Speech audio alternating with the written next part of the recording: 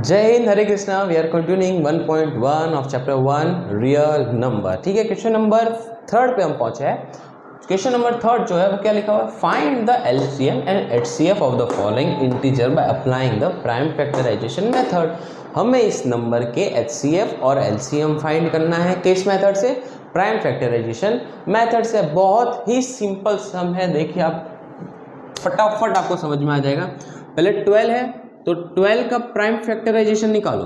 12 2 से जा सकता है, 2 के टेबल में 12 कब आता है 6 टाइम, ये भी 2 के टेबल में 6 कब आता है 3 टाइम, और 3 1 जा 3। ठीक है, सिंपल। तो 12 का क्या आया 2 मल्टीप्लाई 3, जिसको हम 2 के ऊपर 2 पावर क्योंकि 2 टाइम है और मल्टीप्लाई 3 लिख सकते हैं। फिर 15 का प्राइम फैक्टराइजेशन निकालो। 15 3 के टेबल से जाता है, 3 5 जा 15 और ये 5 से जाएगा, तो 15 का हमारा क्या आया 3 मल्टीप्लाई 5। अब है 21। अब ये भी 2 से नहीं जा सकता, ये 3 से जाएगा, 3 7 जा 21 और ये 7, तो ठीक है। तो 21 जो है हमारा 3 मल्टीप्लाई 7। अब हम पहले फाइंड करेंगे एलसीएम और फिर हम फाइंड करेंगे एचसीएफ। एलसीएम का मतलब पता है ना आपको, लीस्ट कॉमन मल्टीपल, और एचसीएफ का मतलब हाईएस्ट कॉमन फैक्टर। एलसीएम हमें किस किस का निकालना है, 12 15 और 21 का निकालना है और 21 का निकालना है। ओके, एचसीएफ जो है हमें वो भी हमें 12 15 और 21 का निकालना है। एलसीएम कैसे निकालते हैं मैंने आपको पहले ही बताया था, जो 2 कॉमन है उसको 1 टाइम लिखना है और जो कॉमन नहीं है उनको भी लिखना पड़ेगा।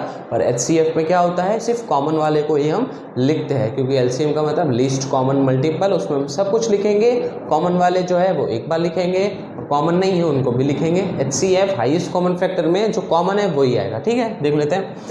एलसीएम में पहले तो सबसे कॉमन वाले देख लेते, कुछ कॉमन है, कॉमन नहीं भी है तो भी चलेगा।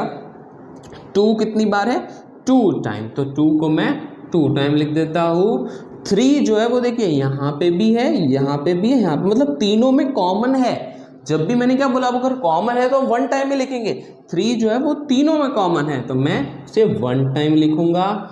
अब 5 और 7 बचा, तो ठीक है 5 और 7 को भी हम लिख देते हैं। ओके, इसका आंसर सॉल्व कर लेते हैं। 2 2 जा 4, 4 3 जा 12, 12 5 जा 60 और 67 जा 6 7 सा कितना होता है 42, तो 420। अब एचसीएफ में हम सिर्फ कॉमन नंबर्स देखते हैं, तो कॉमन क्या है 2, किसी में कॉमन नहीं है। 3 देखते हैं, 3 देखो 1 2 3, तीनों में 3 कॉमन है और कुछ कॉमन नहीं है, तो एलसीएम का आंसर हमारा 420 और एचसीएफ जो हमारा आया 3। अभी हम नेक्स्ट क्वेश्चन लेते हैं। अब हमारे पास नेक्स्ट क्वेश्चन आ चुका है जो कि है क्वेश्चन नंबर 2। अब क्वेश्चन नंबर 2 में हमारे पास 3 नंबर है, 17 23 और 29। चलिए प्राइम फैक्टराइजेशन स्टार्ट करते हैं। 17 का प्राइम फैक्टराइजेशन, अब 17 तो खुद एक प्राइम नंबर है, तो क्या ये किसी और से डिवाइड हो सकता है, नहीं हो सकता, तो सिर्फ 17 से ही होगा।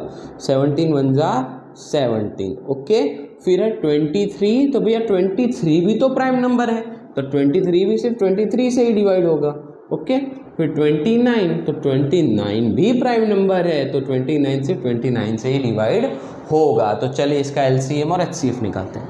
एलसीएम किसका निकालना है 17 23 और 29।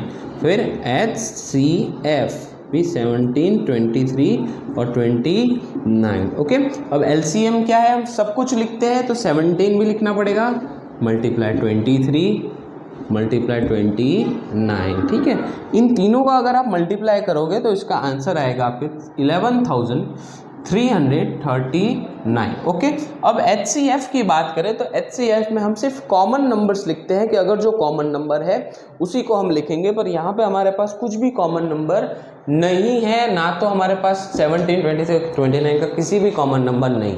तो आप एक चीज़ याद रखिए, जब भी आपके पास कॉमन कुछ ना हो एचसीएफ में, तो आप उसकी जगह लिखेंगे 1। क्या लिखेंगे आप 1। ठीक है, तो आपको पता चला एचसीएफ में सिर्फ क्या लिखेंगे 1। अब थर्ड जो क्वेश्चन है वो बहुत ही आसान है, आपको होमवर्क में करना है। अगर आपको डाउट हो तो आप कमेंट करना, वो मैं सॉल्व करवा दूंगा। Thank you.